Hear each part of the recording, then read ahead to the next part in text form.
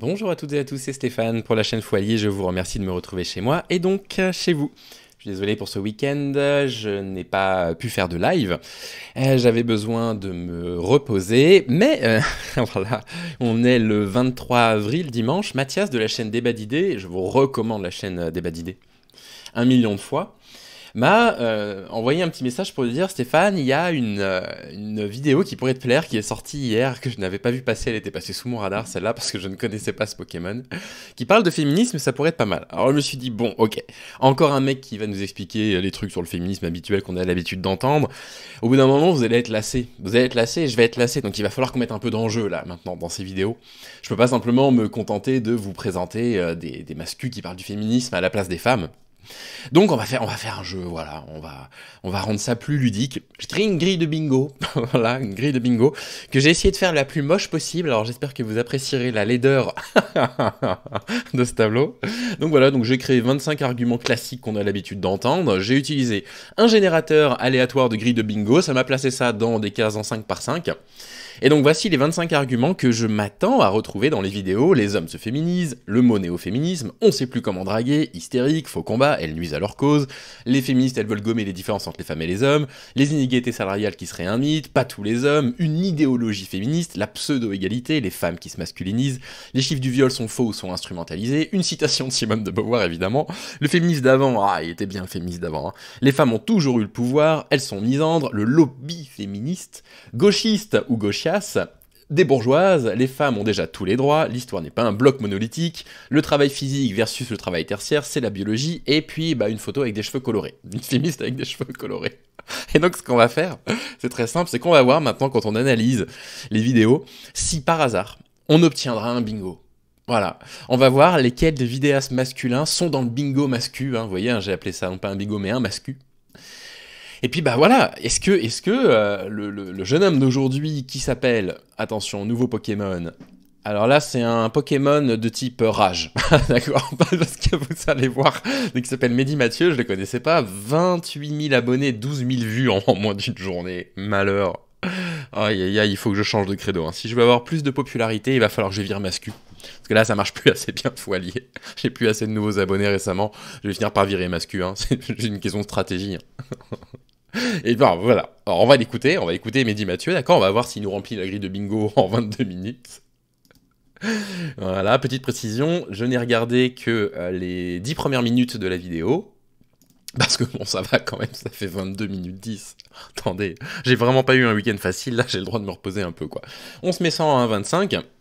Et puis écoutez, les 10 premières minutes sont formidables, vous allez voir, vous allez adorer. Et puis vous allez voir, ce qui est bien avec Mehdi Mathieu, c'est qu'il a le sens de la mesure dans l'introduction. Vous allez voir, l'introduction, elle commence quand même assez fort. Le féminisme contemporain est un faux combat basé sur de grossiers mensonges historiques qui, au nom...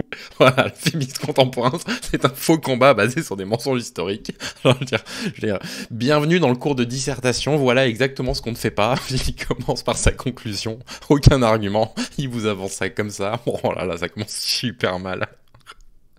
Bon, c'est un peu caractéristique des Pokémon de type rage. C'est-à-dire qu'en fait, ils ragent beaucoup contre les féministes. Oh là là, ils vous aiment pas, hein. D'une pseudo-égalité a soumis les femmes au salariat, à la solitude... Ça prône une pseudo-égalité, hein. Et du coup, ça vous a soumis au salariat, hein. Oh, c'est la faute du féminisme qu'aujourd'hui vous êtes exploité par des patrons, hein. Oh, ah non, mais l'intro, elle est magnifique, hein. Libertinage et à leur masculinisation. Le féminisme pousse au libertinage et à leur masculinisation. Ça dure 11 secondes, je propose qu'on se remette l'intro sans couper. Parce que là, je crois qu'on a vraiment, je sais pas, l'argumentaire rageux de base contre le féminisme. Attention. Le féminisme contemporain est un faux combat basé sur de grossiers mensonges historiques qui, au nom d'une pseudo-égalité, a soumis les femmes au salariat, à la solitude, au libertinage et à leur masculinisation. Voilà. En France, les femmes ont obtenu tous les droits qui leur manquaient après la Seconde Guerre mondiale. Ou alors pas tout de suite après, hein. Le droit à l'IVG, il a fallu attendre plus de 30 ans, hein. Le délit d'entrave à l'IVG, il a fallu attendre 2015 et Najat Belkacem.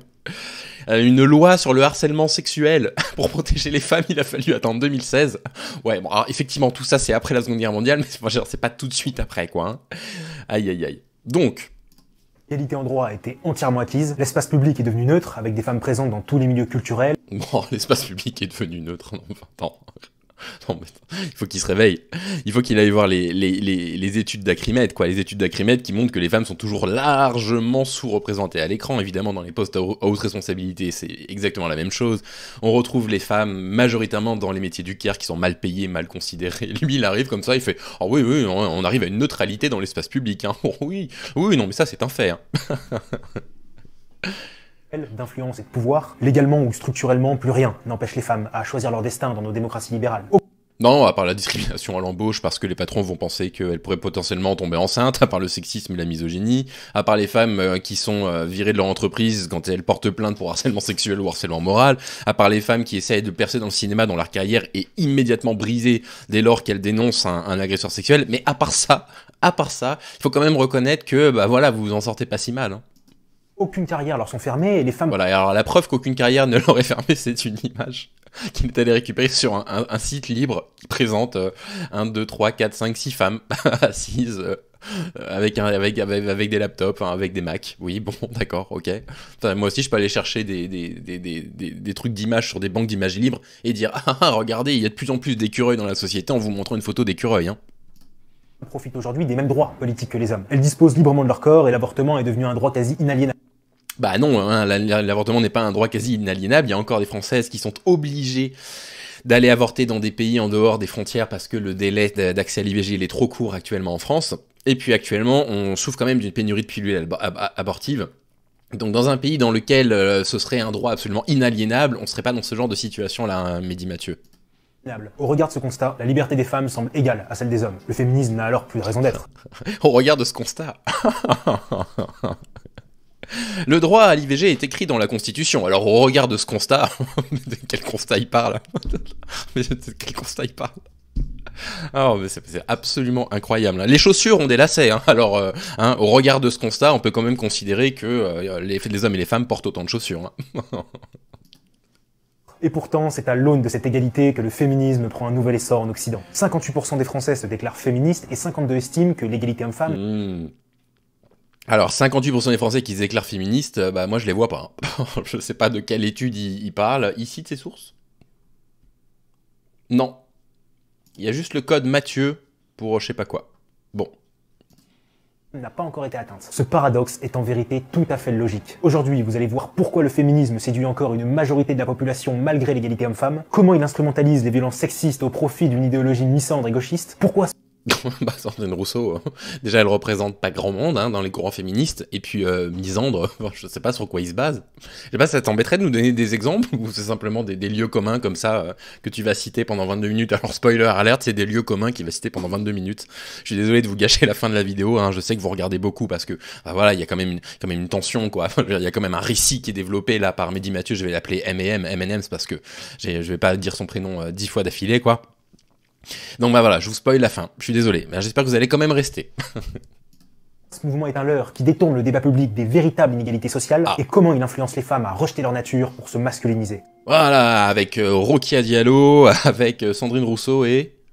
C'est qui l'exemple? Des véritables inégalités sociales et comment il influence les femmes à rejeter leur nature. Ah, et Alice Coffin. Alice Coffin, la pauvre. Oh là là, oh la pauvre. Mais dans toutes les vidéos de mascu, ils mettent Alice Coffin. Passez à autre chose, les gars. Elle a juste écrit un livre. Hein. Elle a juste dit à la télé qu'elle voulait plus lire des livres de femmes. Hein. Vous allez vous en remettre. Hein. Pour se masculiniser. Avant de découvrir cette enquête passionnante, chers amis, un petit instant pour vous parler de Kalos. Kalos, que vous connaissez.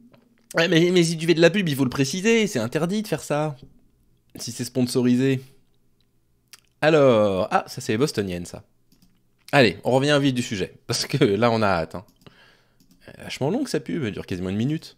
Elle est en parfait état alors que je n'ai même pas eu besoin de le retenir et j'ai une confiance absolue en sa qualité tout simplement parce que je l'ai vu en train d'être créé. Tous nos bijoux sont conçus en France, à la main, chez un artisan lyonnais. Ah mais c'est lui qui vend des bijoux. D'accord, ok, ça marche. Sur notre site vous retrouverez aussi des couteaux et vous allez soutenir le projet de toute l'équipe. Des couteaux? Vous vendez des bijoux et des couteaux? Mais vous vendez pas des bijoux et des couteaux. D'accord. Pourquoi pas des aspirateurs aussi du coup? Des bijoux et des couteaux, oh, très bien. Hein. Et de moi-même. Vous retrouverez le lien dans la description où je vous ai mis un petit cadeau qui devrait vous faire plaisir. Mais D'ailleurs, j'y pense, mais je songeais à ouvrir là prochainement une boutique de sushi et d'ophtalmologie. Donc voilà, si jamais vous avez besoin de lunettes et que vous aimez bien le poisson cru, bah, écoutez, contactez-moi, hein. J'ai ce projet qui me trotte en tête depuis un petit moment. Sans attendre, plongeons-nous dans les mystères de cette idéologie qu'est le féminisme. Oh, les mystères de l'idéologie féministe. Saviez-vous que l'histoire du féminisme ne débute réellement qu'à l'aube du 19e siècle? C'est en France et en Angleterre. Ouais, ça commence au 19e siècle. Hein. Des femmes qui se sont battues pour leurs droits, ça n'existait pas avant. Le féminisme, c'était à partir du 19e siècle. Alors c'est qui les premières à s'être battues alors? Que des femmes comme Olympe de Gouges s'insurgent contre des inégalités dans l'éducation. Ensuite, le mouvement s'amplifie aux États-Unis avec le mouvement des Bostoniennes. Oui, enfin bon, attendez, entre Olympe de Gouges et les Bostoniennes, il s'est passé des choses quand même. Enfin, je veux dire, c'est absolument incroyable. C'est vraiment dingue, quoi. On dirait un mec qui fait un cours de philo et qui dit, bon, bah voilà, alors lui, Platon, il a défini le concept de la réalité de telle façon, alors que Sartre, lui, il dit que, oui, enfin, il s'est passé des choses au milieu quand même. Souhaitent faire valoir la féminité au sein de la classe politique américaine. Mais non, elles veulent... Oh, les Bostoniennes, mais c'est incroyable, je ferai un épisode là-dessus. Elles veulent pas faire valoir la féminité. Elles veulent une meilleure représentativité des femmes. Elles veulent pas faire valoir la féminité. Elles disent pas, ah, on veut plus de féminité. On veut que les hommes se maquillent. On veut que les hommes portent des talons. C'est pas ça qu'elles disent, les Bostoniennes. Ça aurait été bien de le lire avant d'en parler. Mouvement abouti par la grande vague populaire des suffragettes, qui souhaitent notamment obtenir le droit de vote pour les femmes. Ce féminisme était juste et ô combien salutaire pour les femmes, mais pour la société dans son ensemble. Elles se battaient pour la valorisation de la féminité et pour l'égalité. Mais non, les féministes se battent pas pour qu'on valorise la féminité. Elles se battent pour une égalité des droits des femmes. C'est pas la même chose. Mais M&M's, tu sais ce que c'est que la féminité, j'espère. Je veux dire, tu comprends le mot. Et des droits entre les hommes et les femmes. Ces mouvements ont gagné beaucoup de batailles et ont permis une relative émancipation des femmes en Occident. Après la chute du nazisme et de sa philosophie essentialiste, l'Occident connaît l'émergence d'une nouvelle philosophie libérale, l'existentialisme. Cette philosophie est le fondement du féminisme contemporain. Ah bon, l'existentialisme est le fondement du féminisme contemporain. Va falloir le défendre, ça. Qui est aujourd'hui à son apogée. Si vous vous intéressez au féminisme, vous devez comprendre les grandes lignes de l'existentialisme. Mais on a hâte, on a hâte qu'un thésard en philosophie, j'imagine, hein, nous explique ce que c'est que l'existentialisme. Il peut s'expliquer en une citation de son fondateur. L'existence précède l'essence.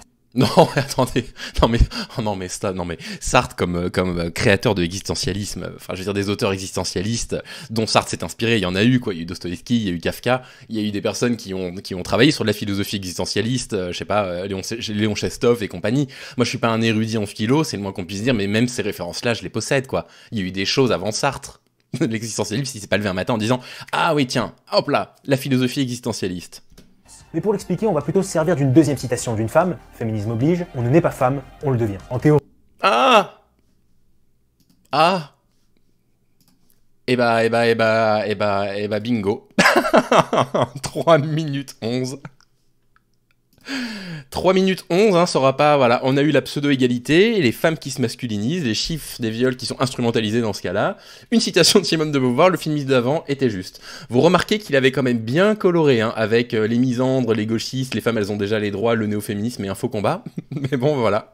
3 minutes 11, eh ben écoutez, je me le note en bas ici, vous voyez, Mehdi Mathieu, 3 minutes 11. Donc bingo accompli, et puis bah écoutez, on verra si les prochains mascus sont capables de faire mieux, sont capables de nous remplir cette grille de bingo en moins de 3 minutes 11. C'était rapide, félicitations M&M's, félicitations. Allez, on y retourne. J'arrête pas de couper les génies, je suis désolé. Hein. Oui, vous avez déjà dû entendre cette phrase, mais est-ce que vous savez vraiment ce qu'elle veut dire? Dans les 2 tomes du deuxième sexe... Oh là là, attention, parce que j'en ai entendu des mascus essayer de nous expliquer ce que voulait dire on n'est pas femme, on le devient, et en général c'est à côté de la plaque. Alors, on va préjuger de rien, qu'est-ce que ça veut dire on n'est pas femme, on le devient? Bible du néo-féminisme, Simone de Beauvoir dénonce une oppression... La Bible du néo-féministe au 2e siècle, le 2e sexe. Il est complètement à côté de la plaque. Je veux dire, il n'y a pas une personne qui a découvert le féminisme dans la 4e vague qui a lu Simone de Beauvoir, quoi. On n'en est plus là. Structurel des hommes sur les femmes. Vous savez, c'est le fameux patriarcat. Et ce complot masculin aurait justifié sa domination en créant la féminité. Selon Beauvoir, la féminité ne serait pas la nature féminine, mais une invention des hommes, une construction sociale. C'est une histoire qu'il a faite, d'abord l'histoire de la civilisation, qui aboutit à son statut actuel, et d'autre part, pour chaque femme particulière. C'est l'histoire de sa vie, en particulier c'est l'histoire de son enfance, qui la détermine comme femme, qui crée en elle quelque chose qui n'est pas du tout une donnée, une essence, qui crée en elle ce qu'on a appelé quelquefois l'éternel féminin, la féminité. Donc on ne n'est pas... C'est dingue comme juste 20 secondes de Simone de Beauvoir, ça nous apporte 1 million de choses de plus que tous ces vidéos de mascus qu'on voit, quoi. Pour l'instant, il a l'air d'avoir compris, hein, Simone de Beauvoir, donc je suis agréablement surpris. Femme, on le devient, signifie dans un premier temps qu'il n'y a pas d'essence féminine, mais que c'est la société patriarcale qui apprend aux femmes à être féminines. Et dans un second, qu'une petite fille éduquée en garçon se comporterait exactement comme les autres garçons. En gros... Ah bah c'est dommage. Ça commençait bien, la première partie elle est vraie, la deuxième partie elle est fausse. Simone de Beauvoir elle écrit jamais que si on éduquait des filles comme des garçons, ils deviendraient des garçons. Ils se comporteraient comme des garçons, c'est pas du tout ce qu'elle écrit. L'existence précède l'essence. Loin d'être idiot, le concept met le doigt sur quelque chose de très juste. À bien des égards, la société avec toutes ses normes et ses valeurs conditionne les femmes. C'est bien à l'école qu'on éduque les filles à ne pas faire de vagues alors qu'on est plus tolérant avec les garçons. C'est bien la société marchande qui bombarde les femmes de publicités cosmétiques et vestimentaires. Et c'est encore la société publicitaire avec ses standards de beauté qui culpabilise les femmes sur leur poids. Mais n'est-ce... Oui, alors calmez-vous, il n'est pas devenu féminisme entre 3 minutes 11 où il nous remplit la grille de bingo et maintenant. Ça, il fait ses constats. Ça, il nous l'accorde, voilà, ça, il veut bien nous l'accorder, mais bon, il y a un twist à l'histoire. Que la société est seulement la société qui conditionne les femmes? N'y a-t-il pas une essence féminine qui reposerait sur des facteurs biologiques qui détermineraient au moins en partie les comportements féminins? Si vous avez... Ah, et donc, il dit, est-ce qu'il n'y aurait pas des composantes biologiques qui expliqueraient le comportement féminin? Et donc, on s'attend bien évidemment à ce qu'il nous les donne, ces composantes biologiques. Oh non, il passe tout de suite à autre chose, il a aucun exemple à donner, vous allez voir, il ne parle plus jamais de la biologie dans la vidéo. Vu ma dernière vidéo qui traite des différences hommes-femmes, vous savez qu'il existe de puissants déterminants physiques et psychologiques dont se sert la société pour répondre aux attentes des femmes. Donc le véritable danger derrière cette phrase... Mais quoi? Mais moi aussi je peux le dire. Ouais, c'est la biologie physique et psychologique. Exemple? Je sais pas, c'est beaucoup trop facile. Phrase, bien que juste sur certains aspects, c'est qu'elle sous-entend qu'à la naissance, nous serions des pages blanches sur lesquelles la société écrit nos goûts, nos affects, en somme, notre personnalité. Le féminisme... Non, absolument pas. Parce que Simone de Beauvoir, elle a aussi lu beaucoup d'écrits politiques, sociologiques, donc elle connaît les déterminismes sociaux. Elle connaît les difficultés que les classes populaires peuvent avoir pour monter de classe sociale, etc. Donc non, elle dit pas que les enfants naissent et que ce sont des pages blanches, c'est pas ça ce qu'elle dit. Elle reconnaît aussi une influence par rapport à la classe sociale, une influence par rapport à l'endroit où vous vivez, etc. Le féminisme de Beauvoir, celui que défend la majorité des féministes actuelles, a donc pour... Mais les féministes actuelles se battent pour qu'on les viole plus et qu'on les tue plus. C'est ça les luttes actuelles M&M's. D'accord? C'est pas citer Simone de Beauvoir. Et donc, en utilisant « n'est pas femme, on le devient », on pourrait tout à fait entendre autre chose. On pourrait tout à fait « on ne naît pas violeur, on le devient », par exemple. Intéressant, ça. On ne naît pas agresseur de femmes, on le devient. La société nous rend coupable de ça. Par la culture du viol et compagnie. Et en fait, elle est là, l'utilisation intelligente de Simone de Beauvoir aujourd'hui, quand on essaie de travailler sur les comportements masculins, quand on essaie de déviriliser le monde, comme le dit Céline Picq dans son ouvrage, remarquable ouvrage d'ailleurs, lisez « Déviriliser le monde », je vais vous le présenter bientôt. Finalité, la suppression des genres. Une déconstruction totale de la diversité féminine. Supprimer les genres, alors tu serais étonné de savoir, M&M's, que en fait non. Il y a des courants qui s'opposent dans le féminisme aujourd'hui, on va en reparler dans la suite de sa vidéo. Mais en fait, ce qu'on fait du stéréotype de genre, non, il y a pas une décision unanime dans le féminisme en fait. Il y a une partie des féministes qui disent les stéréotypes de genre, il faut les abolir, et d'autres qui disent les stéréotypes de genre, on peut les utiliser pour se redéfinir autrement. Ça, on va en reparler un petit peu plus tard. Féminine et masculine. Par conséquent, ce féminisme s'imbrique parfaitement dans le mouvement LGBT. Aujourd'hui, ils font la promotion des hormones et du changement de genre.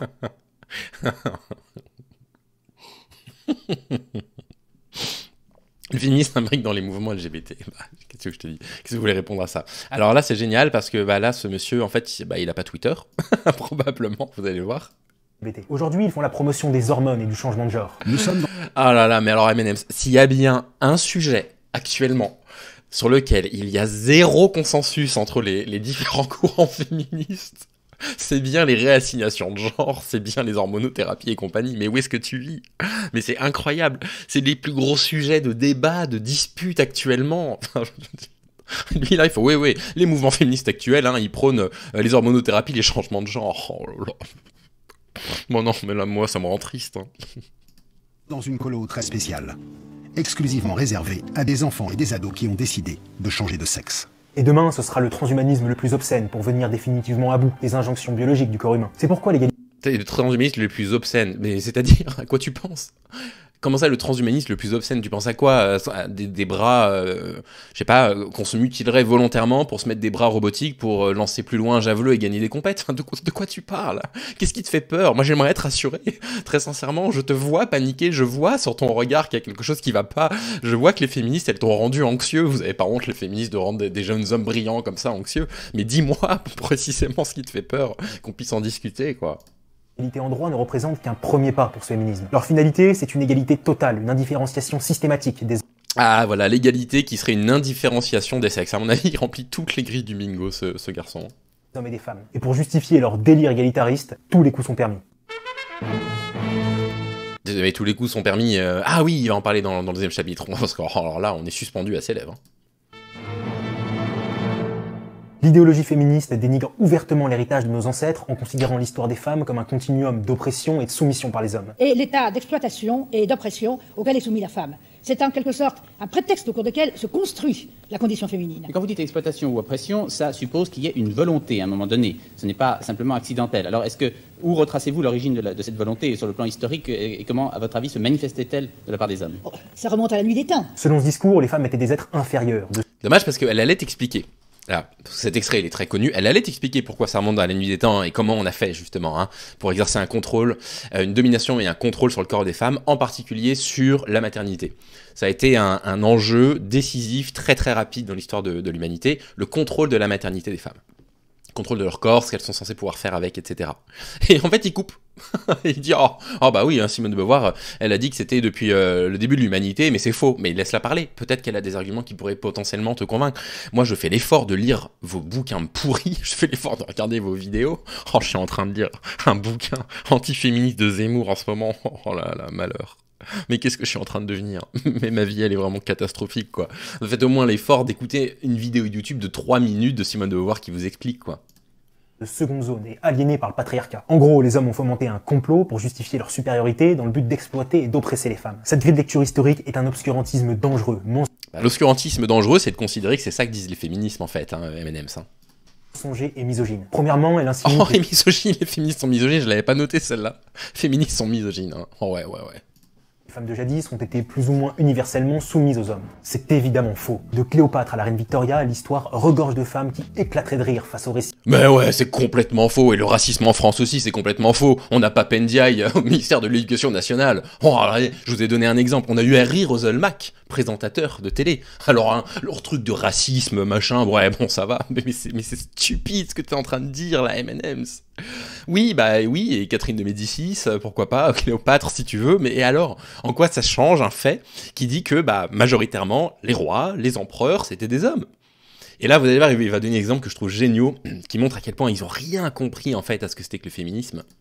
Signé et caricatural des néo-féministes. Cela dit... Ah, les cheveux rouges. Une photo de femme aux cheveux rouges. Les féministes me rétorqueraient à juste titre que c'est l'exception qui confirme la règle. Que pour une femme de pouvoir, on trouve au moins 10 hommes. Ce n'est pas entièrement faux. J'explique d'ailleurs dans ma dernière vidéo pourquoi est-ce qu'il y a plus d'hommes qui ont laissé leur nom dans l'histoire que de femmes. Mais le pouvoir... Il faut que je vois ça. Alors là, il y a le mensonge de l'égalité homme-femme. Et il fait une vidéo pour il explique pourquoi les hommes ont plus laissé leur nom dans l'histoire. Il faut que je fasse ça, il faut que j'invite une historienne du coup. Il faut absolument que je fasse ça. Et puis le mensonge de l'égalité homme-femme, je vais me la mettre sous le coude. Ou même la distribution de nourriture ne se résume pas à un chef. Les femmes ont toujours articulé le pouvoir d'une façon plus fine et subtile que celle des hommes. Ouais, d'une façon fine et subtile, la façon dont les femmes font pour organiser le pouvoir, un petit peu plus vicieuse que les hommes. Allez, des exemples, M&M's. Par exemple, quand Jules César gagne la guerre des Gaules, c'est Servilia qui prépare la victoire politique. Voilà, oui, Jules César, il a fait la guerre, tout le monde s'en souvient. Mais bon, voilà, sa compagne de l'époque, elle a préparé le retour. Oui, donc elle était son adjuvante. D'accord, c'est tout ce que les féministes reprochent justement à la place des femmes. On laissait à la place des femmes des rôles d'adjuvantes. Louis XIV prend une décision, c'est Madame de Maintenon qui lui souffle. Et quand Napoléon... Oui, c'est pas Madame de Maintenon qui prend la décision, c'est pas elle qui est au pouvoir. Et on gagne la campagne d'Italie, c'est Joséphine qui défend ses intérêts à Paris. Bref. C'est vrai que tout le monde reconnaît les mérites militaires de Napoléon grâce à Joséphine, bien sûr. Mais c'est ça le problème. C'est ça le problème, M&M. C'est littéralement ça le problème. Femmes de pouvoir, ces hommes-là n'auraient pas accompli la moitié de leur effet. De la République romaine au grand... Et voilà, derrière tout homme qui réussit, il y a une femme. Oui, ce serait il y a un moment donné, on aimerait bien qu'en fait, il y ait des femmes devant les hommes, qu'elles soient pas toujours derrière les hommes, dans le langage populaire, dans la réalité. Quand je pense que j'étais au fond de mon lit, je me lève pour ça. Cour européenne, les femmes ont toujours été dans les arcanes du pouvoir. Comme le démontre Régine Pernoud dans Les femmes au temps des cathédrales, au Moyen-Âge, les femmes étaient au moins égales, sinon supérieures aux hommes sur bien des aspects. Ouais, supérieures aux hommes pendant le Moyen-Âge. Allez, on écoute. donne en effet des idées sur ce que peut être une société quand vraiment la femme y est l'égale de l'homme, voire un tout petit peu plus haut même, parce qu'au XIIe siècle surtout, elle est vraiment sur un piédestal, la femme, une espèce de culte de la femme. Culture. Qui est un culte de la femme ? ne veut absolument pas dire qu'elles avaient les mêmes droits, M&M's. Qu'il y ait un culte de la femme est presque problématique. Que la féminité de la femme soit dressée comme un culte, comme une sorte d'idéal masculin à obtenir, permet justement de justifier toute une série d'exactions. Typiquement, au Moyen-Âge, c'est le père qui décidait avec qui la fille pouvait se marier. Qu'il y ait un culte comme ça ne veut absolument pas dire que les choses étaient positives. C'est comme les masculins qui disent « Oui, mais la chevalerie, c'est bien la preuve que l'amour courtois, c'était un modèle. » Mais le but du roman chevaleresque, c'était justement de faire rêver ces filles qu'on avait mariées de force. C'est pas parce qu'il y a des romans de chevalerie que l'amour chevaleresque était quelque chose de concret. Et c'était en fait le rêve. C'était le rêve que le prince charmant les sorte de leurs conditions d'épouse ou de fille d'eux, parce qu'elle n'était qu'épouse ou fille d'eux. Et donc là, elle n'a pas du tout dit ce que tu prétends qu'elle ait dit. Je n'ai pas lu l'ouvrage de cette femme, mais je suis absolument convaincu que lui non plus. En médecine, religion, politique, le temps des cathédrales et de l'amour courtois était un véritable âge d'or pour les femmes. Ah voilà, l'amour courtois. Alors, politique, médecine, des femmes médecins? Vraiment? Des femmes médecins? Avant James Barrie, des grandes femmes médecins? M&M's? Tu peux m'en citer 5 comme ça? Vous pouvez, vous, m'en citer 5 des grandes femmes médecins de l'histoire? Si pour limiter le pouvoir féminin que le 19e siècle sera une période de régression de leurs droits. Mais alors d'où vient ce mythe d'un patriarcat oppressif et tortionnaire? Ce révisionnisme vient d'une inculture profonde des néo-féministes, mais aussi d'une idéologie plus vaste et dangereuse. Le gauchisme mental. Alors là c'est pour moi. Là, je sens que je vais prendre un aller-retour rhétorique. Alors là, ça va me reclouer au lit pendant 3 jours. À mon avis, ça va me faire très mal. Petite pause dans la vidéo pour vous demander de vous abonner à la chaîne et de cliquer sur la cloche pour recevoir toutes mes nouvelles vidéos. C'est le meilleur... Il parle de ma chaîne à moi, hein, pas la sienne. Hein. C'est à ma chaîne qu'il faut s'abonner, cliquer sur la cloche, tout ça. Il parle pas de la sienne.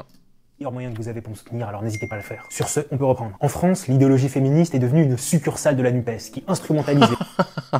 L'idéologie féministe est devenue une succursale de la NUPES. Le truc est affirmé comme ça, c'est posé sur la table, vous en faites ce que vous voulez. C'est vraiment, mais complètement aberrant. Les violences faites aux femmes, au profit d'une idéologie gauchiste et progressiste. Ce sont des faits systémiques, ça veut dire des faits... Ah, Vélène de Philippis. Vélène Abat de Philippis. Porte-parole actuelle d'Oser le féminisme, elle est brillante, elle était intervenue pour nous parler de la réforme des retraites, en expliquant en quoi elle était en grande défaveur des femmes. Et j'avoue que c'est quelqu'un que j'apprécie, qui m'a aidé dans mes démarches avec mon ami là récemment. Et voilà, ça me fâche un peu qu'elle apparaisse sur une vidéo de Mehdi Mathieu comme ça. Que notre société engendre. Et je rappellerai d'ailleurs que c'est notre culture judéo-chrétienne qui l'engendre. Depuis toujours en Europe, les féminicides ont existé. Malgré ce que tente de faire croire parfois l'extrême droite, ce n'est...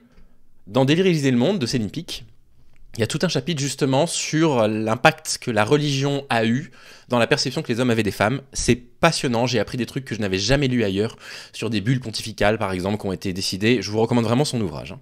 Ce n'est pas dû à l'immigration, pas dû à l'immigration. Alors on dit en Ile-de-France, 93% des vols et 63% des agressions sexuelles dans les transports sont le fait d'étrangers. On n'a même pas la source. Enfin, je veux dire, il aurait pu faire ça sur Word. Alors j'aimerais bien savoir d'où il tire les statistiques ethniques, hein, qui n'existent pas en France, donc je sais pas d'où sortent ces chiffres. Moi je peux en inventer aussi, hein. Moi je peux inventer tous les chiffres que vous voulez, hein. 81% des gens qui coupent leurs spaghettis sont des agresseurs sexuels, hein. Oh ouais, 80,2 pour être précis, hein. C'est bien notre culture, nos valeurs, notre éducation, celle qu'on donne à nos enfants. Saviez-vous comment s'est créé le mythe d'un patriarcat tout puissant? Ce sont des communistes, notamment Simone de Beauvoir, qui a calqué l'analyse historique marxiste. Oh là là, mais qui confond tout. Oh là là là là là là, il confond tout. Simone de Beauvoir qui calque l'analyse marxiste, mais pas du tout. C'est les féministes du MLF qui étaient très influencés par le marxisme. Simone de Beauvoir n'a jamais été membre du MLF. Alors elle a milité parfois avec elle quand il fallait travailler sur les questions de l'avortement, de la pilule, etc.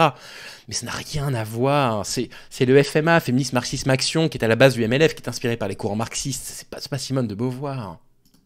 Sur la condition féminine. Là où le communisme voit la bourgeoisie et son système capitaliste comme l'oppresseur et le prolétariat l'oppressé, le féminisme considère le système patriarcal comme oppressif et la femme l'oppressée. Le communisme... Oui, et les deux cohabitent, hein. Et les deux cohabitent. Je vois pas en quoi l'un exclut l'autre, en fait. Et d'ailleurs, Christine Delphi s'est évertuée, dans pas mal de ses écrits, à faire cohabiter la lutte des classes avec la lutte contre le patriarcat, qu'elle appelait l'ennemi principal. Le féminisme considère l'histoire comme un continuum de lutte des classes, l'idéologie féministe la considère comme un continuum de lutte des sexes. Enfin, le communisme a pour finalité l'égalité pure et parfaite entre les individus, idem pour le féminisme. Cette grille... Mais ça, c'est pas bien. Non. Lecture politique est caricaturale et manichéenne. Elle a de graves conséquences sur la représentation que les femmes se font d'elles-mêmes. En plus de se percevoir comme d'éternelles victimes, elles invisibilisent les... Bah oui, mais retourne ça sous la forme active, M&M's. Elles perçoivent les hommes comme des éternels agresseurs. Voilà. Je suis désolé, hein, j'ai des petits renvois, j'ai eu un petit souci à l'estomac récemment. Malheureusement, je ne peux pas le contrôler, je vous prie de m'en excuser. Inégalité sociale riche-pauvre et détourne du débat public la question sociale. C'est bien. L'idéologie féministe considère qu'il existe une condition sociale féminine et par extension une condition sociale masculine. C'est une bêtise grossière qui fausse la compréhension du monde social et de ses inégalités. Ouais, c'est une bêtise, hein. Mais il va pas vous expliquer pourquoi, hein. Par contre, il vous le dit, c'est une bêtise, hein. Le combat féministe suppose que les femmes composent une unité sur le plan social. Cette unité n'existe que dans la tête de privilégiées oisives qui ne connaissent du travail que les écoles privées et les postes sans pénibilité. Ah voilà, les féministes aujourd'hui, c'est parce que vous êtes allés dans des écoles privées et que vous faites des travaux non pénibles. Il sait, hein. Oh oui, il a fait une étude. Lui aussi, il est chercheur au CNRS, il vous l'a pas dit parce qu'il est modeste, hein. Mais alors ce type-là, il est bardé de diplômes. Et puis alors, c'est passionnant. Ah, bah alors Marlène Schiappa, hein, la grande représentante du féminisme français, qui va parler à Playboy de féminisme. Ah là là, un magnifique exemple, M&M's. Félicitations. Pour l'égalité professionnelle entre les femmes et les hommes, le Forum économique mondial nous dit que c'est en l'an 2186 qu'on atteindra l'égalité entre les femmes et les hommes. Sur le plan social, il n'y a rien qui réunit une femme de ménage à une cadre supérieure ou un égoutier à un... Si. Ce qui les relie, c'est que si elles sont dans un couple hétérosexuel, elles ont un risque d'être violées dans le cadre conjugal et d'être tuées. C'est ce qui va les lier, entre autres. Et la femme qui a un poste à haute responsabilité et un haut salaire a de toute façon en moyenne un salaire inférieur à un homme au même poste. Il faut bien comprendre quelque chose, je l'ai déjà dit, je vous avais montré les études qui le montrent, plus vous grimpez dans les échelles de salaire et plus les inégalités salariales entre les femmes et les hommes sont importantes. Hein, c'est une idée reçue de penser que quand on monte dans l'échelle sociale, les inégalités disparaissent, c'est tout l'inverse. Donc en fait, elles sont encore plus, ces femmes-là, que les femmes en situation de précarité, sujettes à l'inégalité salariale par rapport aux hommes qui ont des postes à responsabilité égale. Député. Ici, savoir qu'il s'agit d'un homme ou d'une femme exploitée revient exactement au même. C'est un piège tendu aux classes populaires. Non, ça ne revient pas au même. Parce que les théories de l'intersectionnalité, elles disent quoi? Elles disent que... prenez une femme et un homme pauvre, par exemple. La femme qui est pauvre, elle subit deux discriminations. La pauvreté et le fait qu'elle est une femme. Si vous effacez la pauvreté, ça n'effacera pas tout à fait sa condition de femme pauvre. Parce que sa condition de femme pauvre dépend aussi du fait qu'elle est une femme. Il y a une intersection entre les discriminations qui font que les discriminations ne sont pas comparables. Les discriminations subies par les hommes en situation de pauvreté ne sont pas les mêmes que les discriminations subies par les femmes en situation de pauvreté. Ça ne veut pas dire qu'il ne faut pas se battre pour les hommes en situation de pauvreté, évidemment. Et d'ailleurs, j'ai l'impression qu'il y a que les féministes qui s'intéressent à la question de la pauvreté dans ce pays. Mais attention à ne pas mal interpréter. Enfin, mal interpréter, il l'a même pas lu, il peut même pas interpréter, puisqu'il n'a pas le concept d'intersectionnalité, je pense.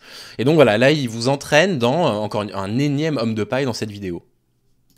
Qui simule une quelconque solidarité entre les femmes, une sororité, mais qui n'existe nulle part dans les faits. Par exemple, Ouais, la sororité, ça n'existe pas dans les faits. Évidemment. Aucun domaine dans lequel on trouve de la sororité. Hein. Oh là là, mais pauvre type. Non, mais c'est lui qui doit aller se coucher, là. La loi sur la parité en France a été votée pour une meilleure représentation des Françaises dans les instances politiques. L'égalité numérique entre hommes et femmes devait amener de nouvelles problématiques. Pourtant, dans les faits, aucune évolution politique notable n'a vu le jour. Hormis peut-être le piston de femmes et de filles de politique au poste de responsabilité et le maquillage de politique clivante par un vernis féminin et raciste. Et du coup, si pour que les femmes accèdent à des postes de responsabilité politique, il faut qu'elles passent par un magouillage avec un homme, c'est bien la preuve que les dés sont pipés, non, M&M's? Non, ça te paraît idiot ce que je dis?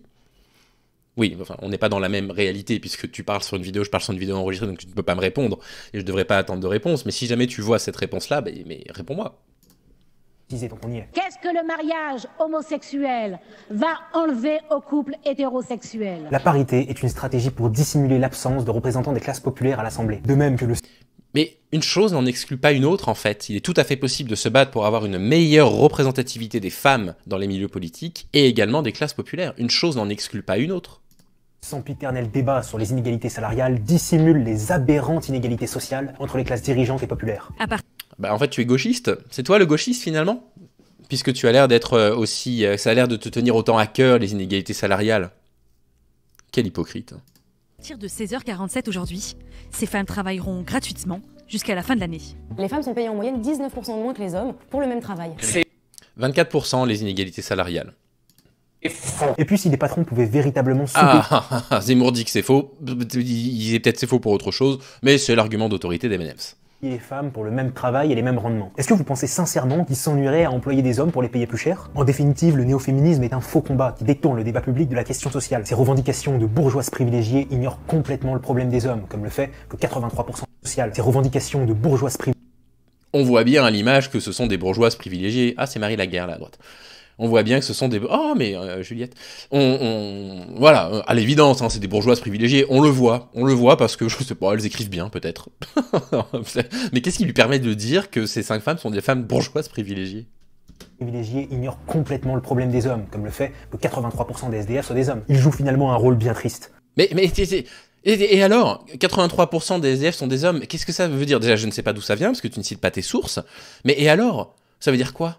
Ça veut dire que c'est les hommes qui sont les plus en difficulté dans la société? Non, ça veut pas dire ça.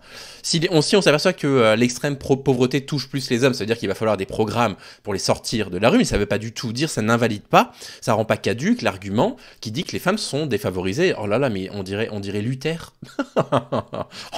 On dirait mais il essaye de détruire sa caméra avec ses yeux. mais qu'est-ce que vous avez fait aux hommes, les féministes? Vous les mettez dans une insécurité profonde, hein. Celle d'idiotes utiles des classes dirigeantes. Oh, les idiotes utiles des classes dirigeantes. L'idéologie féministe produit des travailleuses consommatrices modèles et dociles, prêtes à tout. Ouais, alors qu'avant, elles n'étaient pas consommatrices du tout. Hein. La société de consommation, hein, depuis qu'elle est créée, c'est que les hommes, hein, pas les hommes. Pas les femmes, c'est parce qu'elles travaillent maintenant à cause des féministes qu'elles consomment. Enfin, en plus de ça, on l'a vu, en termes de dépenses, les hommes dépensent plus que les femmes. En termes de dépenses pour les vêtements, à partir de 35 ans, les dépenses sont les mêmes. Les dépenses numériques sont nettement supérieures chez les hommes que chez les femmes. Les dépenses pour les voitures sont à peu près symétriques. Si on fait la moyenne, les hommes sont plus dépensés que les femmes. Voilà, ça c'est pas moi qui le dis, c'est une étude de l'INSEE, on l'avait déjà vu ensemble. Mais j'imagine que pour M&M's, l'INSEE est un truc d'islamo-gauchiste encore, de féministe, bref. Conserver leurs avantages économiques. L'arrivée des femmes sur le marché du travail a été vendue comme une libération. C'est en fait un asservissement globalisé qui ne profite qu'à la classe dirigeante. Quitter le patriarcat pour le salariat, même si le salariat c'est dur, non seulement je suis pas sûr que les femmes soient pas perdantes à ça, parce que jusqu'à preuve du contraire, c'est pas dans le cadre du travail qu'elles sont le plus violées ou qu'elles sont plus assassinées, c'est dans le cadre du couple, d'une part. Et d'autre part, les réalités sociales aujourd'hui, parce que tu parles de petites bourgeoises, mais à mon avis, toi, tu n'as aucune conscience des réalités sociales aujourd'hui, hein, M&M's, font que, si vous voulez élever un enfant avec un seul salaire, si vous habitez dans une grande ville, c'est quasiment impossible. La réalité que dissimule l'idéologie féministe, c'est que les femmes ont toujours travaillé. Elles n'ont pas attendu Beauvoir, la société... Oui, les femmes ont toujours travaillé, c'est vrai. Par contre, elles n'ont pas toujours été salariées, mais elles ont toujours travaillé gratuitement pour les hommes, ça c'est vrai. C'est ouvert tout le marché du travail tertiarisé pour travailler aussi dur que les hommes. Au champ et au moulin, les femmes de tout âge ont épaulé les hommes dans les tâches laborieuses. Oui, d'accord, sauf qu'après, c'est les hommes qui allaient... Ça, on le sait, c'est pareil, on avait lu un truc là-dessus, c'est les hommes qui allaient au marché pour faire les transactions financières, c'est les hommes qui dirigeaient le budget de la famille. Donc oui, les femmes, elles étaient exploitées. Là, tu donnes un exemple d'esclavage, tu donnes pas un exemple de travail salarié. Qu'impose l'agriculture. De même que le travail de couple avec la femme à la caisse et l'homme à la cuisine était le schéma classique d'une société pas si lointaine, les femmes ont également été en charge d'une part importante de l'entretien du foyer et de l'éducation des enfants. Ménage, entretien... Bah oui, ça c'est du travail gratuit, au service des hommes. Des vêtements, puis à la cuisine, et j'en passe. Ces tâches sont des travaux à part entière que seule une privilégiée entourée de domestiques peut ignorer. Grâce au progrès technique, ce temps de... Oh, comment il est rageux, il est foudrage. Oh là, il est vraiment énervé. Hein. Oh, il a pas passé une bonne semaine. Hein. Oh, le pauvre. Le travail a été considérablement réduit, ce qui a augmenté... Alors, très intéressant. Très intéressant. Faisons un exercice, je vais être obligé d'inventer les chiffres parce que je les ai pas en tête, mais ils sont quand même assez proches. Mettons que les hommes fassent 25% du travail domestique et les femmes 75%, mettons. Et que par le passé, on découvre que les hommes faisaient 15% des tâches domestiques et les femmes 85%. On pourrait se dire, ah bah tiens, ça se rééquilibre, c'est plutôt intéressant. Mais en fait, pas du tout, c'est de la manipulation de chiffres. En réalité, les hommes ne font pas une minute de travail domestique de plus qu'il y a 50 ans, mais les femmes, elles travaillent un petit peu moins d'un point de vue domestique, parce qu'aujourd'hui, on a des appareils qui permettent de gagner du temps. Mais ça veut dire quoi? Ça veut dire que les hommes ne prennent toujours pas leur part de responsabilité dans le cadre du travail domestique. Certes, le pourcentage a l'air de se réduire, donc on a l'impression qu'il y a une sorte de prise de conscience de la part des hommes, mais c'est pas du tout ça ce qui se passe. Ce qui se passe, c'est que faire à manger prend un petit peu moins de temps qu'avant, mais c'est toujours les femmes qui le font. C'est toujours les femmes qui font le travail domestique. Donc en pourcentage, ça a l'air de s'équilibrer, mais en temps de travail consacré au travail domestique, les hommes ne font rien.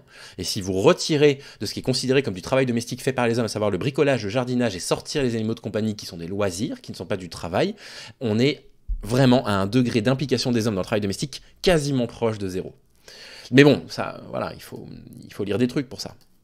La disponibilité des hommes et des femmes occidentaux. Au 19e siècle et au début 20e, les femmes bourgeoises étaient souvent confinées au foyer et sans rémunération. Les féministes... Bah oui, mais c'est pas bien. Je sais pas. Oui, mais c'est pas bien. se sont légitimement battus pour obtenir l'émancipation économique. Cette Légitimement. émancipation a été obtenue en France en 1965, où la loi autorise les femmes à ouvrir un compte bancaire en leur nom. Mais Et là où voilà, l'égalité, c'est 1900. Je crois que c'était Valéry Giscard d'Estaing 75 avec la loi sur la paternité là. Mais n'est pas parce qu'elle peut ouvrir un compte en banque en 65 que ça les a libérés du travail domestique gratuit. On le voit bien dans les chiffres. bas blesse, c'est qu'une fois sur le marché du travail, les hommes et les femmes sont mis en concurrence totale. Le modèle à suivre a ainsi... Oui, alors que les hommes entre nous, on n'est pas en concurrence, on se laisse la place. Ah, il y a qu'une seule augmentation. Non, mais vas-y, hein, prends l'augmentation. Moi, je suis très bien avec ce que j'ai. Hein. Mais et alors, il y a de la concurrence dans le milieu dans le marché du travail. Oui, effectivement. évolué. Ce n'était plus l'épanouissement au sein d'une vie de famille, mais la réussite. L'épanouissement des femmes comme femmes au foyer. Ah là là là là là là là là. Ah, elles étaient épanouies, hein, les femmes. Hein, quand elles s'occupaient que des affaires intérieures, qu'elles n'avaient pas d'amis, qu'elles sortaient pas. Non, qu'est-ce qu'elles étaient épanouies. Hein. Réussite sociale et le pouvoir d'achat. Les féministes contemporaines sont en vérité des déçues de la liberté. Elles pensaient que travailler comme des hommes les rendrait heureuses, elles se rendent finalement compte de la tristesse du marché salarial. Dès lors, le patriarcat devient le bouc émissaire idéal de leur quête d'émancipation déçue. Détournement bien stérile, mais qui arrange à merveille les exploiteurs de la société marchande, libérale et ouverte. C'est d'ailleurs pas... Oui, bah du coup, en fait, c'est le problème, c'est pas les féministes. Non ? Mais j'avais encore oublié qu'ils pouvaient pas me répondre, excusez-moi. un hasard si leur combat est aujourd'hui soutenu et financé par l'Open Society de George Soros. Vous savez, c'est... Ah, les féministes, elles sont soutenues par George Soros. Je sais pas, source, de quoi tu parles, de quelle association féministe tu parles. Enfin, et alors, la fondation Melinda, elle est financée par Bill Gates et ils font de la vaccination en Afrique. Et ça veut dire quoi? La vaccination, c'est pas bien? Je comprends pas. Qu'est-ce que tu essayes de dire? Ce milliardaire qui prône une société ouverte, sans frontières, sans nation, sans identité, où hommes et femmes ne seraient qu'individus génériques et interchangeables. Les féministes croient trouver leur bonheur dans une carrière bien remplie et encouragent les femmes à s'émanciper des hommes. Elles ne trouvent en fait souvent qu'un nouvel asservissement, celui des injonctions patronales, de la surconsommation et finalement de la solitude. Donc en fait, c'est les femmes qui surconsomment. Ah, Amélie Menu. Mais alors pourquoi tu cites Amélie Menu? Les belles promesses que m'avait fait le féminisme en me disant oui en fait je me maquillais pas et en fait j'arrive à... On va pas revenir là-dessus. Hein. Féminisme ne dit pas aux femmes vous maquillez pas. Hein.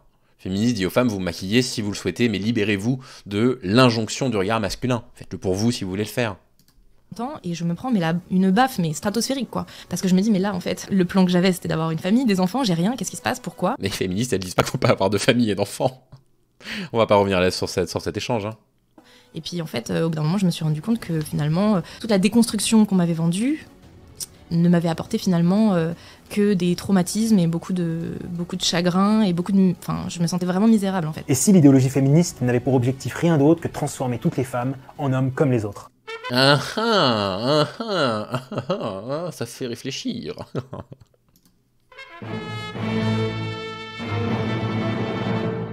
L'idéologie féministe est terrible pour les femmes parce qu'elle les masculinise. Derrière toute cette ostentation grotesque de la sexualité... Les fémènes ne représentent pas grand monde. Hein. Les fémènes, elles sont pas 10 000. Hein. L'identité féminine que les féministes contemporaines appellent fierté se cache en vérité un mal-être profond. Les féministes contemporaines, elles prônent la liberté sexuelle, mais c'est au contraire les féministes qui ont un regard extrêmement critique sur la notion de libération sexuelle, qui n'a profité qu'aux hommes, qui a justifié les viols, qui a justifié la pédocriminalité au nom de la liberté sexuelle. Il n'y a que les féministes qui dénoncent ça. Mais réveille-toi, M&M's. Fond commun à l'ensemble de l'intelligentsia féministe. Les féministes n'aiment pas la féminité. Simone de Beauvoir, dans Le Deuxième Sexe, décrit... Les féministes n'aiment pas la féminité. C'est fou, hein, qu'il a rien compris. Ah, Simone de Beauvoir.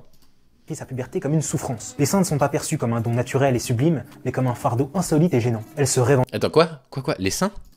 Comme une souffrance. Les seins ne sont pas perçus comme un don naturel et sublime, mais comme un fardeau... Les seins ne sont pas... Attends, il faut que je sois sûr d'avoir compris, parce que... Ça va trop vite. Les seins ne sont pas perçus comme un don... Simone de Beauvoir, dans Le Deuxième Sexe, décrit sa puberté comme une souffrance. Les seins ne sont pas perçus comme un don naturel et sublime... Les seins ne sont pas perçus comme un don naturel et sublime. Tu veux que je te foute un 95D à l'avant du thorax et que je vois combien ça va te coûter en frais médicaux de kiné et d'ostéopathe à cause des douleurs que ça va provoquer sur le dos?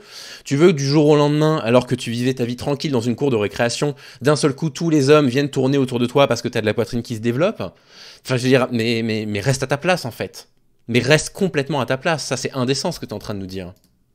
Mais comme un fardeau insolite et gênant. Elle se rêve en homme, et ce trait semble commun à toutes les têtes pensantes du féminisme. Comme on l'a vu, l'existentialisme... Toutes les têtes pensantes du féminisme, comme Sandrine Rousseau. Pouvoir consiste à annihiler l'essence féminine. La féminité est uniquement perçue comme une construction sociale. Ainsi, dans une société où le genre serait déconstruit... Oui, il y a des femmes qui n'ont pas les mêmes seins que d'autres, il y a des femmes qui ont des plus petites poitrines, et pourtant ça veut dire quoi? Ça veut pas dire qu'elles sont moins féminines. Enfin, Meneps, qu'est-ce que tu racontes? Ah, il va éternuer peut-être. Être né mâle ou femelle n'aurait aucune incidence sur les désirs et les choix de vie des personnes. Moi c'est Ophélia, enchanté. Bonjour monsieur. Mais quel rapport avec les courants drague? Mais quel rapport? Alors moi c'est pas monsieur, c'est madame. Vous êtes un monsieur? Non. Si. On a reconnu que t'étais un garçon parce que t'avais la voix. Donc moi je suis un monsieur. Oui. Toi t'es quoi? Une fille? Pourquoi? Bah parce que... Soyez-en sûrs, cette dystopie d'androgyne est bien la finalité du féminisme. Oh là là, dystopie d'androgyne. En plus, oh là là, moi je peux plus. Hein. Il prend une image de Tilda Swinton, qui est une actrice que j'adore, qui je trouve remarquable. Pour qui il se prend comme ça à donner des bons points et des mauvais points sur le physique des femmes? C'est vachement long en fait. De ses penseurs et de ses financiers. Et en fait, les gens pensent que c'est un homme qui s'habille en femme, et qui en fait est un homme, alors que c'est une femme qui se fait passer pour un homme qui s'habille en femme. Bah... c'est bizarre. Les féministes ont fait de la vie masculine un idéal. Le succès par l'argent, l'ostentation, la domination devient un objectif vital pour elles. Par la domination, vraiment, vraiment. Les féministes, elles veulent nous dominer. C'est pour ça que t'es inquiet, mon pauvre garçon. C'est pas à cause de ça que t'es célibataire, hein, rassure-toi. Hein. C'est pas à cause de ça que t'es en train de devenir un incel. Hein. C'est simplement parce que tu tiens des discours de ce type-là sur Internet hein, que ça fonctionne pas. Hein. Or, les conséquences de cette pensée mortifère sont tragiques en Occident et se voient directement sur les visages des féministes. Frustres, étiolées, agressives. Et Tiffany qui s'en prend une gratuite, Christine Angot qui a quand même écrit un ouvrage absolument indispensable sur l'inceste, enfin bref.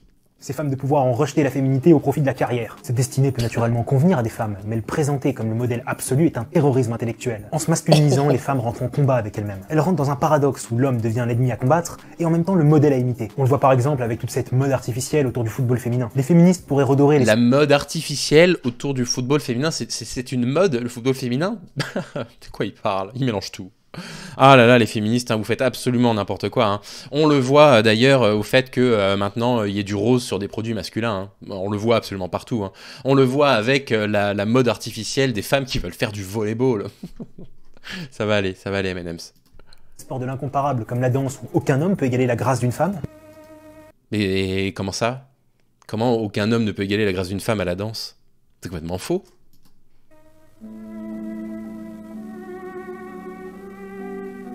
Mais non, elles préfèrent faire du football où les morphologies féminines rendent les matchs moins spectaculaires que ceux des hommes. Oh mais quel rageux, c'est pas possible. Les femmes elles font du football alors qu'elles devraient faire de la danse. Aïe aïe aïe, bah c'est le truc le plus misogyne qu'on ait vu. Ah, alors il y a un exemple à nous donner de football féminin. Alors...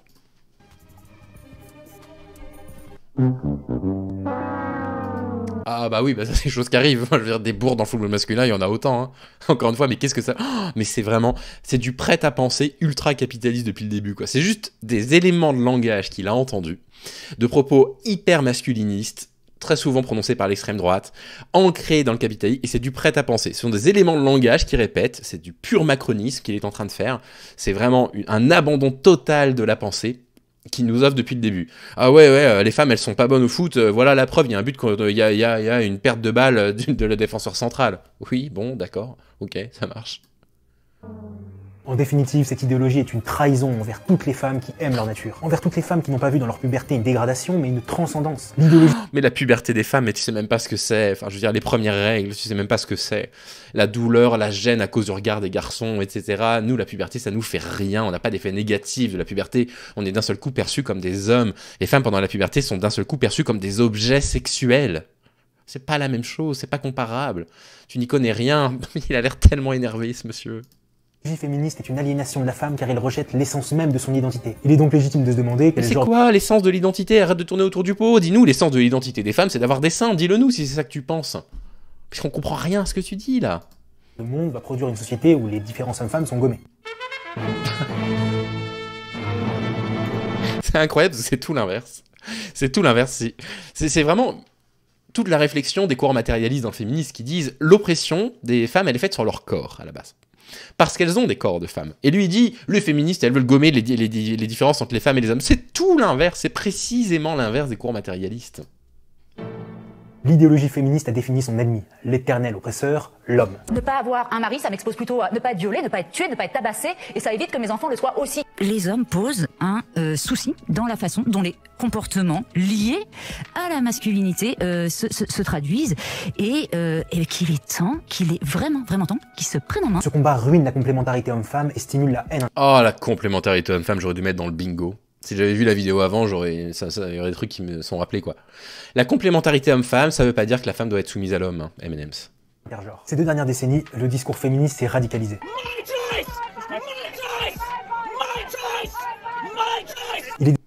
Bah oui, vous avez un mec qui vient manifester contre l'IVG, vous avez une femme qui est furieuse en disant my choice, quoi. Mon choix, mon choix. Je vois pas ce qu'il y a de choquant dans cette vidéo et dans la colère de cette femme.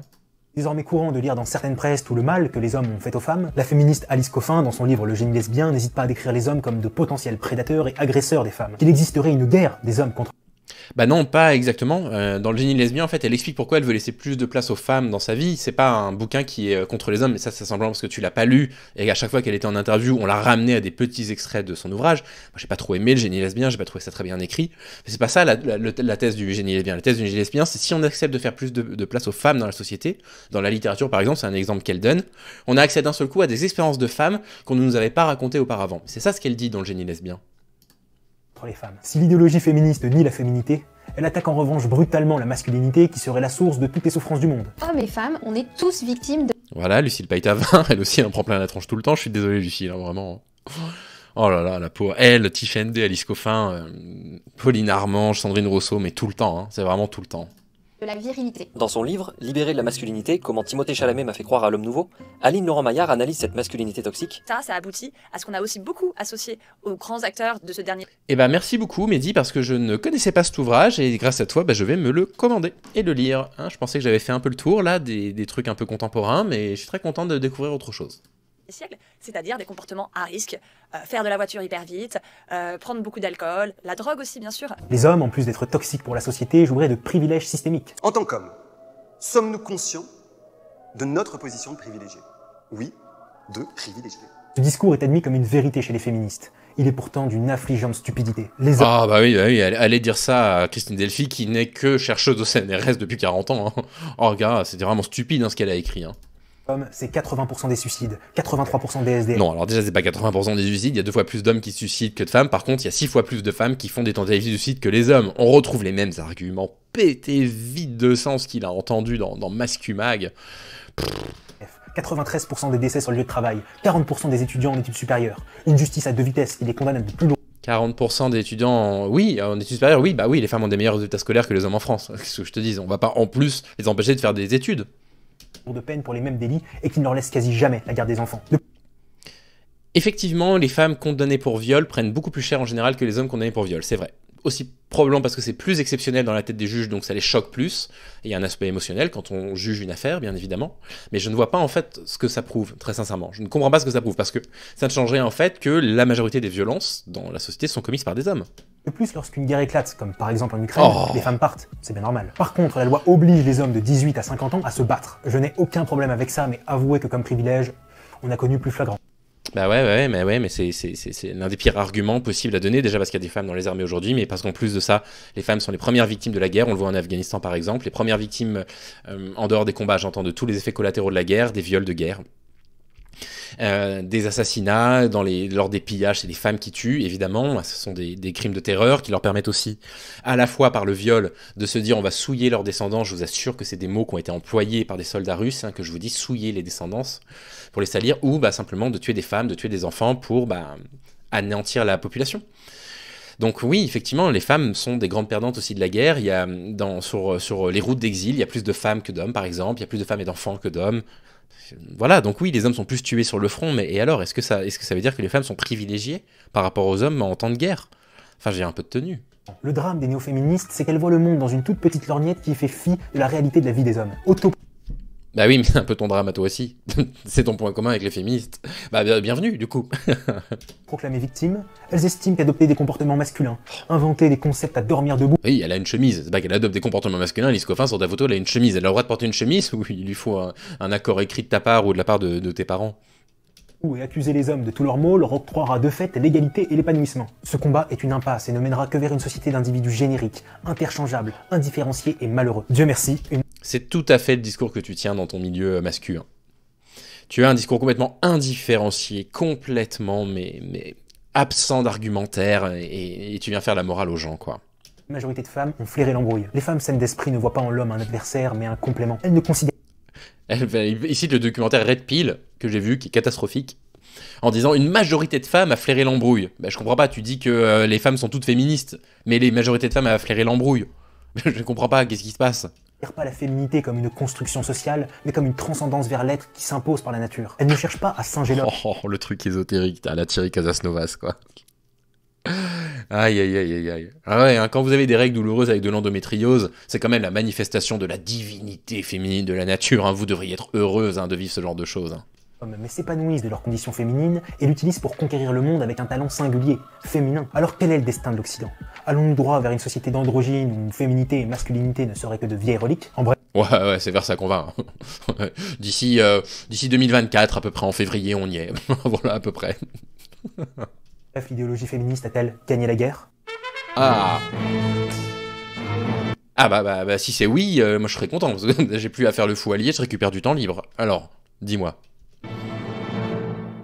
Après un siècle de combats légitimes, à l'heure où les femmes jouissent de mêmes droits, des mêmes prescriptions politiques et de statut égal aux hommes, l'idéologie néo-féministe redouble d'efforts pour fracturer la complémentarité homme-femme. Les féministes voulaient s'émanciper des injonctions biologiques de leur corps, mais dans les faits, elles se sont masculinisées. Les injonctions biologiques de leur corps? Tu t'es relu? Il faut pas écrire bourré, hein. Elles ont voulu se libérer des injonctions biologiques de leur corps. Mais c'est quoi une injonction biologique de corps? Les féministes voulaient s'émanciper des hommes, de la figure paternelle et du mari. Dans les faits, elles... S'émanciper du regard des hommes, hein. Attention, hein. S'émanciper des attentes masculines sexistes. Hein. Se soumettent à la surconsommation et à leur patron. Bah non, c'est nous qui dépensons plus que les femmes dans un foyer, désolé. Enfin, elles voulaient dominer socialement, écraser les hommes et le patriarcat. Elles ont relativement réussi, mais au prix de leur féminité. Non, les femmes ne sont pas des victimes. Elles ont été et seront à jamais le ciment des sociétés humaines, et plus encore, l'origine du monde. Oh putain, c'est trop beau! Putain, Mehdi Mathieu, c'est super beau, hein? Putain, dire un discours de coach à la mi-temps, hein? Ah, vous êtes libérés oppression masculine et vous êtes l'avenir de la... Ouais, d'accord, c'est nul. Excusez-moi, je sais pas pourquoi j'ai pris l'accent marseillais. Je le fais très mal en plus. J'espère que j'ai vexé personne. Les fondatrices du féminisme revendiquaient la féminité. Elles étaient fières de leur singularité. Hein? Quoi? Et plus encore, l'origine du monde. Les fondatrices du féminisme... Mais t'as lu Mary Wollstonecraft, toi? J'arrive jamais à le dire. Wollstonecraft, tu l'as lu, vraiment? Enfin, je veux dire, est-ce que tu sais seulement de qui elle est la mère? Revendiquait la féminité. Emmeline Pankhurst qui revendiquait la féminité. Tu es vraiment certain de ça? Oh là là là là là là, mais quelle affirmation. Kant revendiquait de supporter le Paris Saint-Germain. Je vous le dis.